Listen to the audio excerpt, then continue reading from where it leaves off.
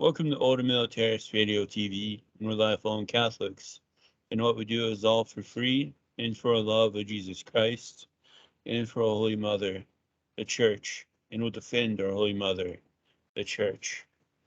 Today we're going to be talking about the ongoing riots, fires, burnings going on in France, and how it all began. And we welcome Brother Alexis to the program.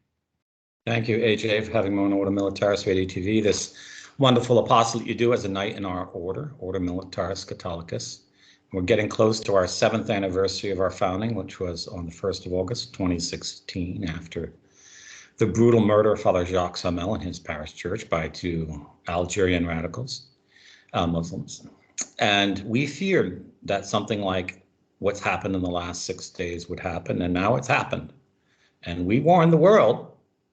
So what's happening in AJ and how bad is it? Yeah, so get to the screenshots thanks to Twitter's new censorship we'll get to. So it all began when the French police shot and killed an Algerian Muslim teenager who was also a known terrorist. He also worked in drug trafficking and armed robbery.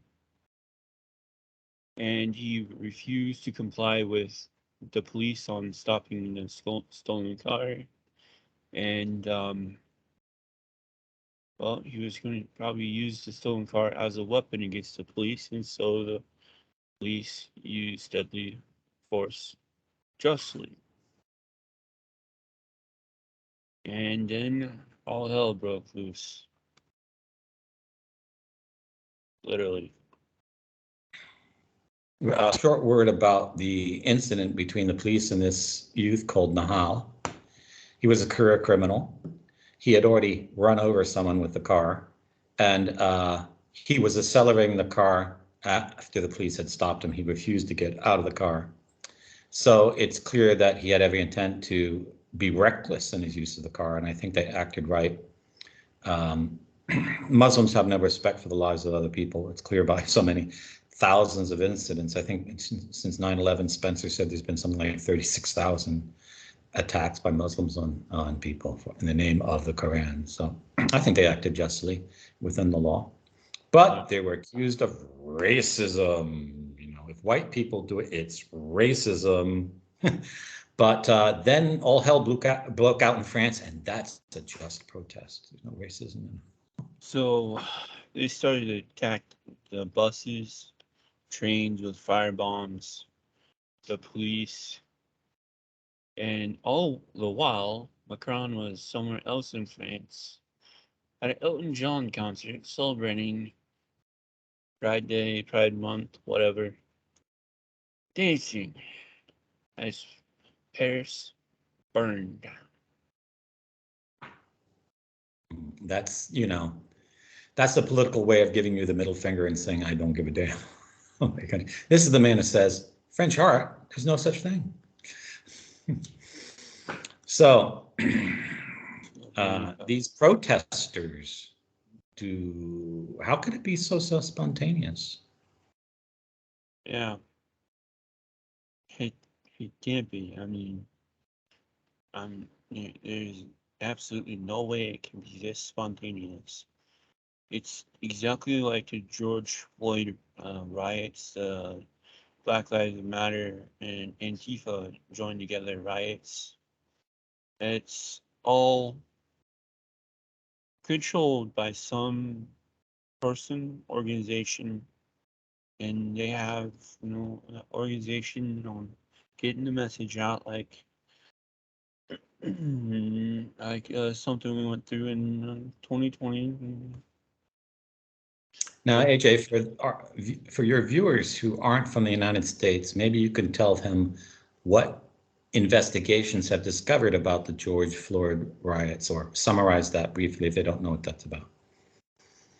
So, George Floyd, also a career criminal, who was known to break into homes of pregnant women. Not hold them at gunpoint, hold the babies in the womb at gunpoint, and steal from the mothers. Then steal their cars and, well, the police got him on using counterfeit $20 bills, and they took him down pretty hard, because he was a pretty big guy, and it all turned out to be he was high on drugs and everything, so they had to use a lot of restraint to hold him down, to make sure he's properly secured with the handcuffs and whatnot. And one of them had their knee on his neck, and with drugs in his system and everything else, and killed him. And they thought, "Oh, you murdered him! You murdered him!" And then what happened in the U.S.? They treated him like he was a fallen hero, a fallen dignitary, fallen politician, and held like 3 or 4 different funerals with him, and gave him a gold casket. Then all of a sudden, Black Lives Matter, with all the Democrats and everybody, he said to burn down Minneapolis, Minnesota. Not the white part, the African American part of town. The Democrats always target the black parts of town, yes. And it was just as bad as what's going on in Europe now. It spread to what, like 200 cities in the U.S.? Yeah. Then Antifa got involved, and they even took over the city of Portland. I think they still occupy sections of Portland. Yeah. So you cannot have this kind of united effort unless there's organization. Now, we've seen videos of what's going on. Have you seen any videos that make it appear that the rioters are organized? Yeah, it looks very organized, because they're able to get into armories and get the arms and get the whatever, and be able to take down the police and be able to target such locations quickly. And get guns. Guns are not legal in France. You cannot have an AK-47 by any means whatsoever. What I notice is they seem all to be of similar age and dress similarly. Usually have like dark pullover hoodies and bandanas over their faces, and they're nearly all very slender North Africans who seem to know how to work together as a group. Some of them even arrive in trucks together. So this is a military operation. Some of them have so well trained in hand-to-hand combat, they can take down police just with their own bare hands. And that's not, your average teenager on the street. Of course, the French police only have batons. So what are some of the things they burnt down? You named some of the buildings. They burnt down a skyscraper too, didn't they? Yeah, they burnt down skyscrapers. They burnt down cranes. They burnt down the middle school of Victor Hugo in Noisy. They got around. They attacked a Catholic. Didn't they attack a Catholic priest? Oh yeah, they beat him almost dead. Stole his phone and a few other things. Who are they targeting on the street? Are they targeting black people on the street or white people on the street? They're attacking white people and Chinese people, anyone who's not of their same race or color. Are they shouting things that indicate their religion? Oh yeah. Allah Akbar. One school, they even wrote on the chalkboard, there is only one God, Muhammad is this prophet and is the last prophet, and Jesus is not God. And then I think on some Jewish center, they said we're going to have a second Holocaust. And this reminds me of the brown shirts under Adolf Hitler. Yeah. This is racist Nazism. So What are some of the injuries? Do we have stats on the injuries?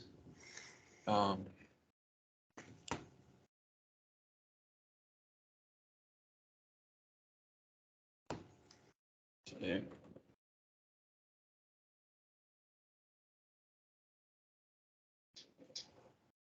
Well, you looked at that. I'll point out that there's now become total censorship in France. As of this morning, you can't get any more information out on certain platforms here in Europe. While this was going on, they were turning off people's cell phones. They turned off Twitter, and they told people not to share images. And this irks me because it's like a woman next door who's being gang raped is being gagged, so you can't hear her scream. And this is what suppression of freedom of information during an event like this worldwide means. It means the violence can go on and you won't know about it, and that makes you more victim. So at least 300 officers are hurt in France, and it's getting worse by the day. I think that's like maybe just one night alone. One night, I think the third night, 800 were injured, and some police have been beaten to unconsciousness. I don't think any police have been murdered yet, although it looks like some of the rioters might have murdered one another. I saw an image of a man who had his hands chopped off. I don't know if that's an authentic image. It's something they did to someone now, or it was happened at some other time. How could this be going on in France? Where do all these black Muslims come from? After all, France is supposed to be a Catholic white nation. For those who don't know anything about France. They're mostly coming from either Morocco or old French territory of Algiers. And how many Muslims are there in France? How many North Africans are there in France? Is it a sizable population? Yeah, thanks Macron for immigrating them in. Mm-hmm. I don't have much personal experience in France, but in the year, let me think now, it was the year 2000, get this right, it was about 2004, 2005, I hitchhiked through France to Germany. And before I entered Germany, I ended up in some public housing on the French border with Belgium. It was all Muslim, and it was nearly all black. This one guy came up to me. He was North African, but he wasn't black. He was a Muslim. He goes, "What are you doing here in this neighborhood?" I said, "A truck driver left me off here. I'm trying to get hitchhike my way to Germany." And he says, "Don't you have a car?" I said, "No." And I said, "Could you help me get to a highway?" He goes, "I will, because you don't want to be in this neighborhood after sundown, dressed like that." And that was 2004. So the kids then are now adults. There was a picture of an 8-year-old on the street calling for the death of Frenchmen. And how are the French public, how are they responding? Are they pouring into the streets to defend their country? What do we know about that? Yeah, they're trying, but they're being arrested. They actually have images. And if you look at a mainstream media like NBC, MSNBC, you're going to see pictures of white Frenchmen being arrested. You won't see any pictures of black people being arrested, because that would be racist. What has Twitter been doing? So right around this time, we've noticed that the new CEO, the Wuffer, is also Algerian, has been putting the kibosh on the hashtags that are being used to help spread any information about what's going on. Mm-hmm. Then just recently, Elon felt left out, so he got into the fray with by limiting how much we can read on Twitter. What does he claim is the reason for that? Okay. To stop the rampant data scraping and system manipulation plaguing the platform. Now you've been using Twitter like more than 10 years, AJ. What's the effect on the user like yourself? So the user like me who are unverified, I can only read 600 posts per day. And how much time on the platform and then your quantity runs out? Is that like a 10-minute read or a 15-minute read? Yeah. And is he censoring people regardless of how many years they've been on the platform? No. Well, there's just this one account. Claims she's a Catholic, runs a blog, and she said, I haven't noticed anything different. I was like, what and who did you pay off? I didn't Yeah. say it. I thought it. Yes. Now, we've noticed on Cross Azure, our social media platform, which is anti-globalist, and where there is no algorithms to censor you, we noticed that you can't even post a tweet anymore. It doesn't open up unless it's a tweet from a certain account. Yeah, Elon Musk. He allows his tweet to be seen off platform. He doesn't allow anyone else's tweets to be seen off platform. But if you go to our show page for today, there you can see everyone else's tweets from on France and everything else. Yeah, he's not yet blocking WordPress sites, so that probably will happen. But as someone who's uses lots of social media, AJ, what do you think is going to be the effect on what people think about Twitter and how they use it? It's going to drive people away. It's going to make them want to stop using social media and make them turn to the controlled propaganda news outlets we call news channels, which I think is their end game. I noticed that if you look at the other platforms, well, Parler folded. So there's Gab, there's Getter, there's Truth Social. I'm not on Truth Social, I can't really speak about it. There's Cross Azure Net, our platform. I'm trying to think, maybe there's a few others out there, but there's like no discussion of what's going on France, except obviously on our platform. And the people are just tweeting about their own neighborhoods or their own navels or their own, I want Trump reelected kind of tweets, and I don't like Biden. There are no accounts set up by people outside the US. There's no international flavor to it. There's no news around the world. No one's sharing videos or anything like that.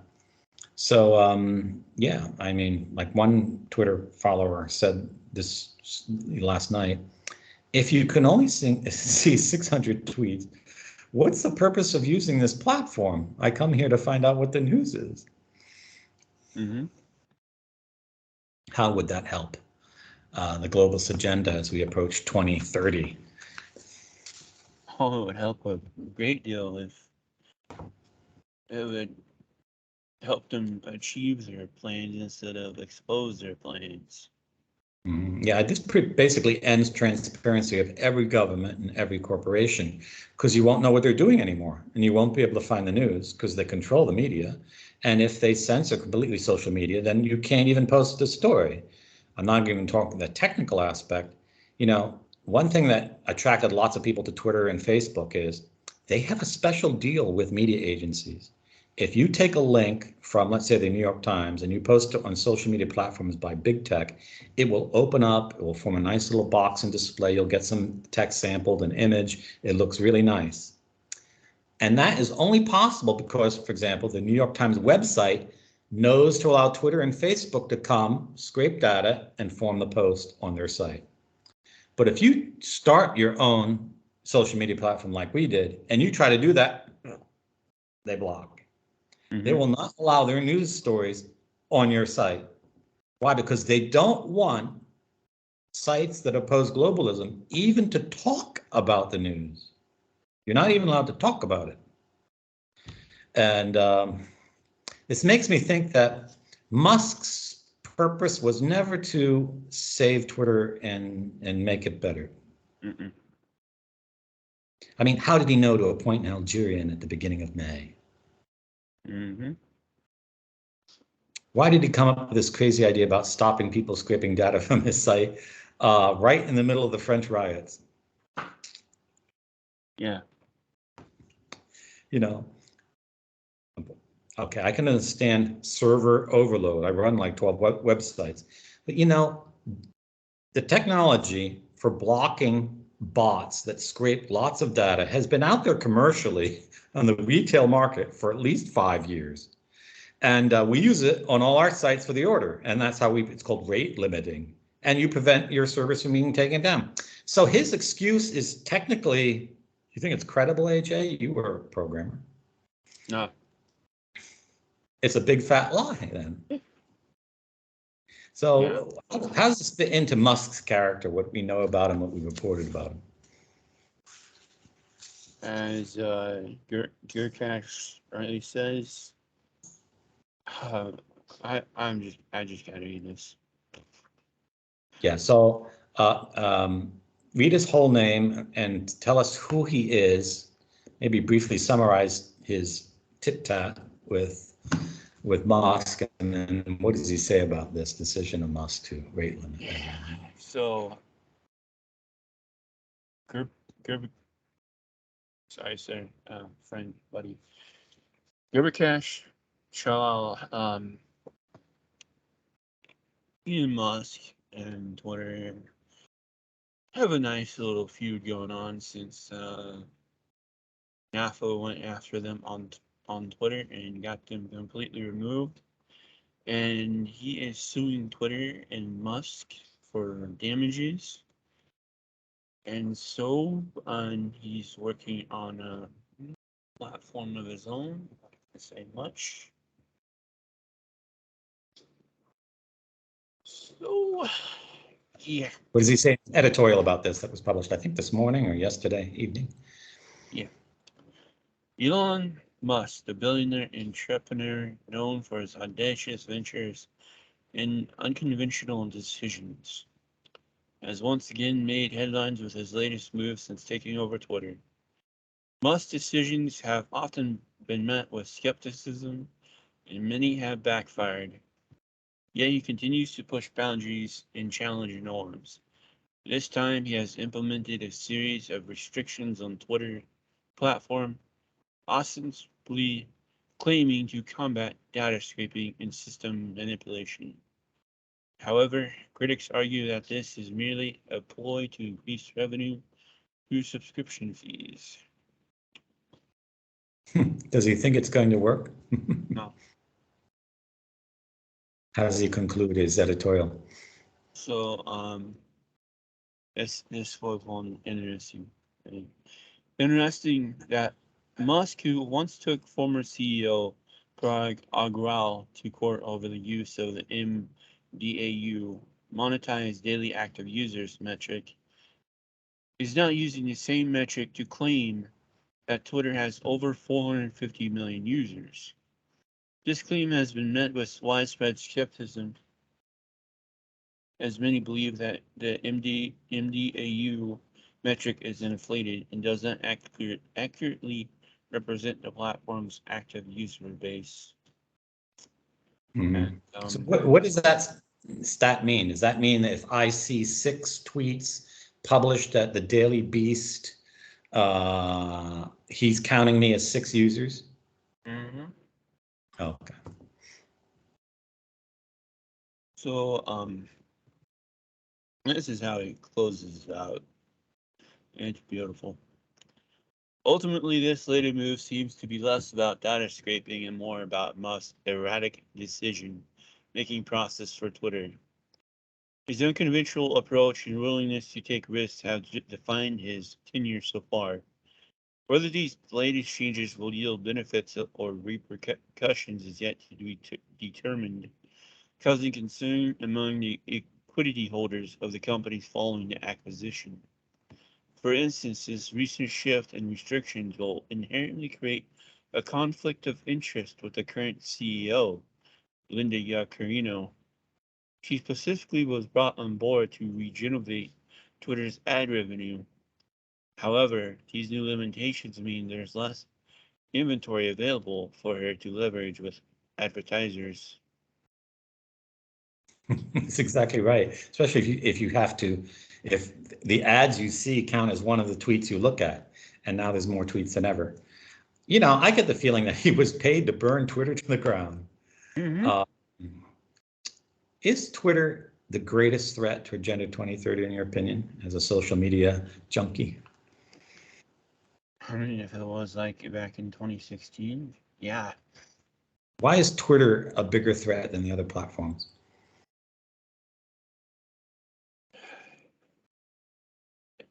If it works how it should work, and when it does work as it did back in 2016 and in the previous years under Jack,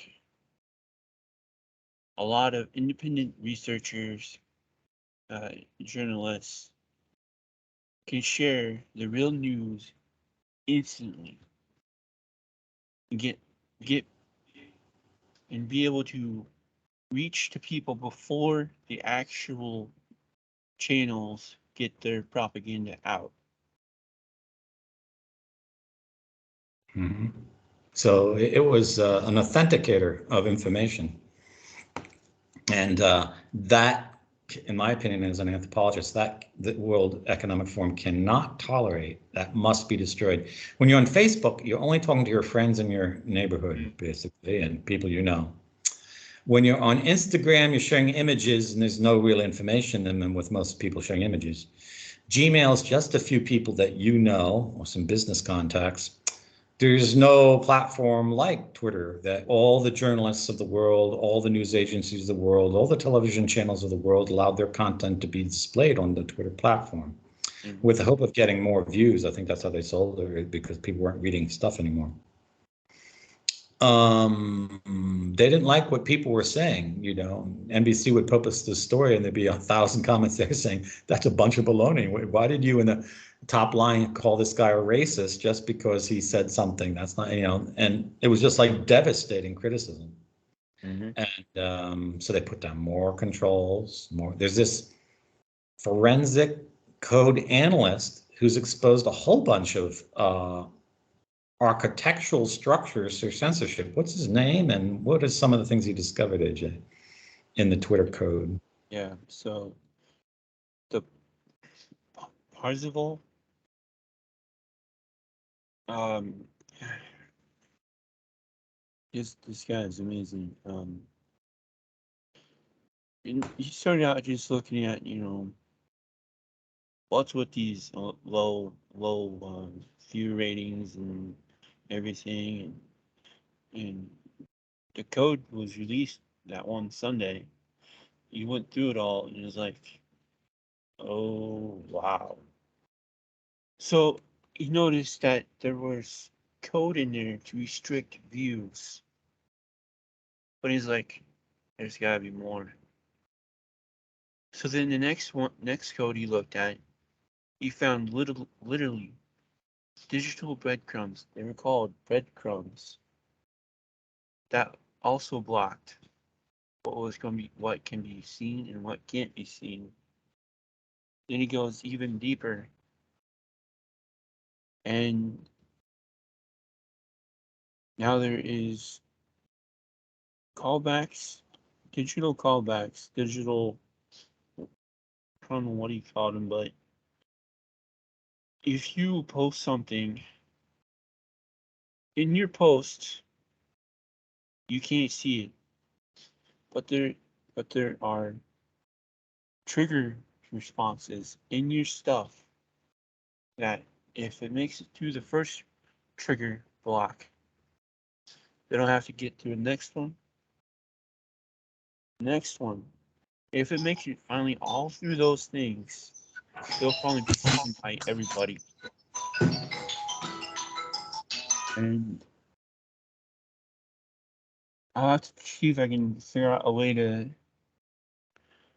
get his stuff on the radio website so you all can read it, because Yeah, I was shocked. He found 19 criteria they could use to censor you. Yeah. And so when you do that perfect tweet, you get the perfect image, you have a perfect link, you have your perfect hashtags, and that tweet goes nowhere. And then you make a slight little reply and you get like 10,000 views. You've had that happen to you, AJ. Mm-hmm. Is this what we're seeing? Is this the Yeah. cause? Yeah. So this means if there wasn't an architecture of censorship, each one of your tweets would probably get a lot more views than your followers. Mm-hmm. Yeah. And you see some people's tweets from some, account that has 25,000 views, he'll get a million views. And that's like let's see this. That's like 40 times the number of followers he has. Have you ever seen, and it's almost like every tweet he does. Mm-hmm. So it's almost like people pay for having uncensored accounts. Mm-hmm. And what kind of accounts are not censored that have really high views all the time?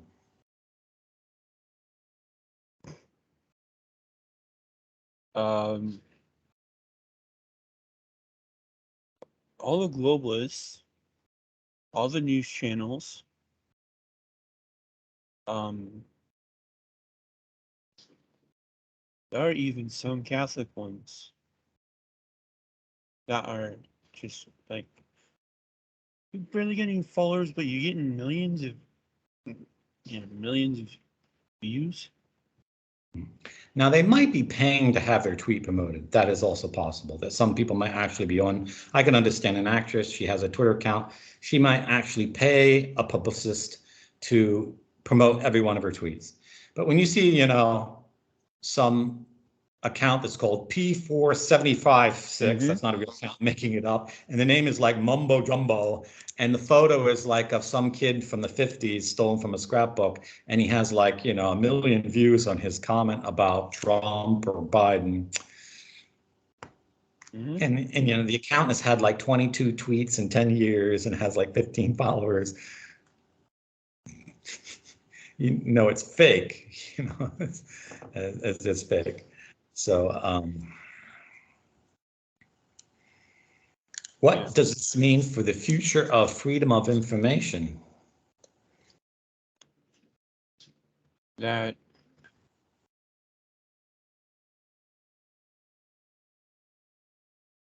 if these controls are put on Twitter, these controls can be put on Facebook, Instagram, wherever they want to control your thought, your sharing of information, and our order is seen it on Gab. Everyone says, "Oh, Gab is a free speech platform." Gab suspended our association's account.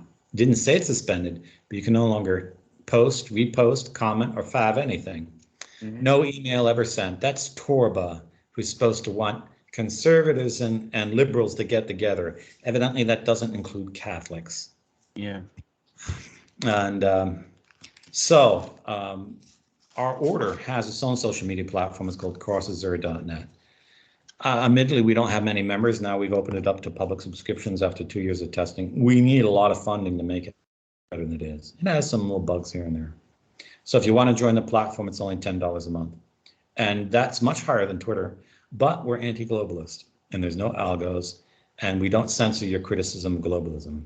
And that money we're going to use to pay for the servers and hire people to make code, to code the site better and make it professional, not for our own salaries.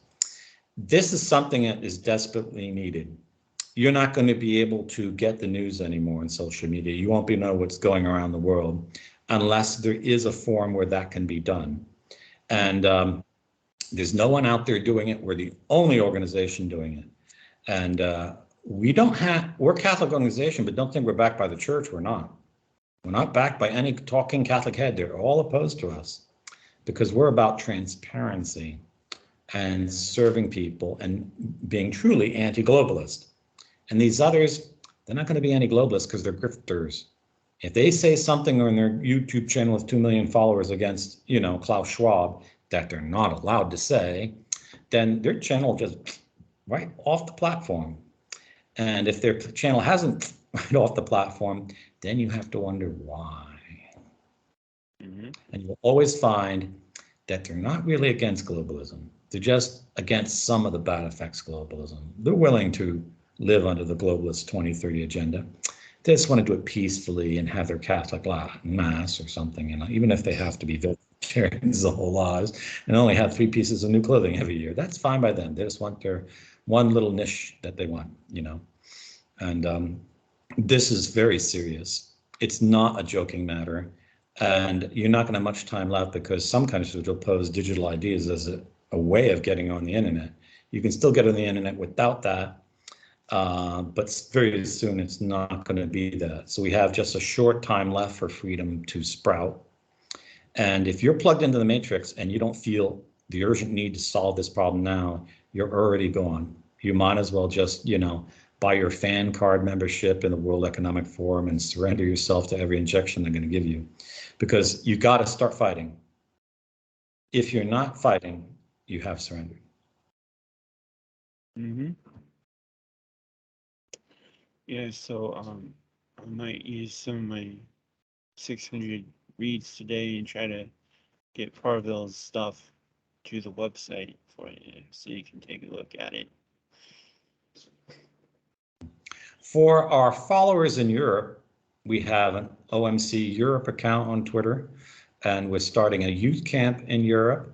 We need funding. We need to raise 125,000 euros. We're already at 5,000. We want to train 20 young men to patrol neighborhoods and start a whole movement of Christian men training to patrol the neighborhoods, because we announced this a month ago. So this is prophetic. This is long before the riots broke out in France, and we've been so censored that no one knows anything about what we're doing anymore, because this is what the globalists do not want. And you're only going to hear about it on Ordo Militaris Radio TV or on FromRome.info. They're the only sites that are going to talk about this, because everyone else is on board with Agenda 2030, one way or the other. So I ask you to make sacrificial and historic donations. We can get this program going with the 20 men. After their 3 months training, they're going to serve in different parts of Europe, cooperating with police forces that are actually opposed to illegal immigration. They're going to get real life experience, and many of them are either going to end up working in our order as a career, or they're going to be serving in the police and spreading true Christian values in police forces before it's too late. But this can only happen if we run the camp at least once. And that can only happen if we have the funding. You know, 20 guys for 90 days, we're going to eat a lot of food. We have to pay all their memberships for special training courses, and we have to get them all their equipment, and we have to get a vehicle to transport them. So there's a lot to do. We already have a place, that's our commandery in Italy, but we need the funding. And we've been banging the walls since 2016 on this, and few people have woken up. Hopefully what's going on in France is going to wake you up. If this doesn't wake you up, then maybe when they come to your town and start burning your schools down and your town hall down, you're going to think, you know, 5 years ago, I should have helped Ordo Militaris' youth camp, because now I have no one to defend me. Because the way politics are going, the police aren't going to defend you. They're going to arrest you if you try to defend yourself. That's pretty obvious the way things are going everywhere in the world now. So this is Ordo Militaris Radio TV signing off. Deus Volt. Deus Volt.